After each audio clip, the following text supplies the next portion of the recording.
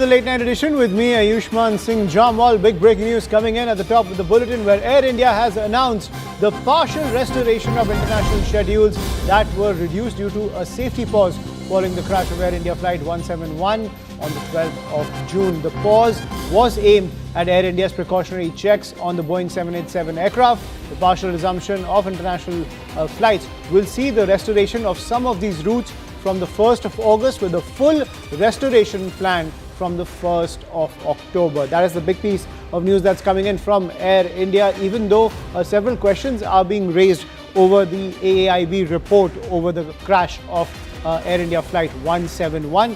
But as Air India shifts towards normalcy, as it has maintained that several checks have been conducted on its Boeing 787 fleet, primarily when it comes to the DGCA directive on the fuel checks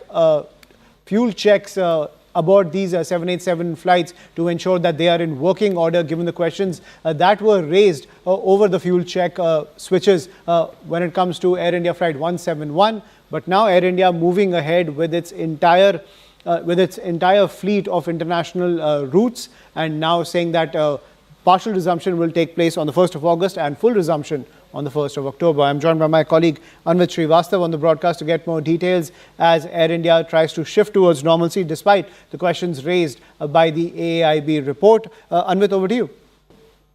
Yeah, Ashwansi, since the crash, Air India had rested some of its flights, and some aircraft were also grounded, including the wide-body 787 aircraft. Following the detailed inspection of its fleet, there were unavailability of aircrafts reported back-to-back, and that was one reason why Air India had also cut down its operation in 16% foreign operations and then domestic operations as well. At some times, crew wasn't available. At some times, the aircraft weren't available because of the ongoing inspections.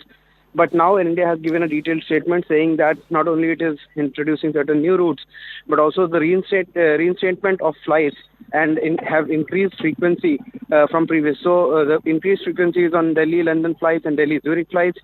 Also the Far East destinations like Tokyo and Seoul, the frequency has been increased.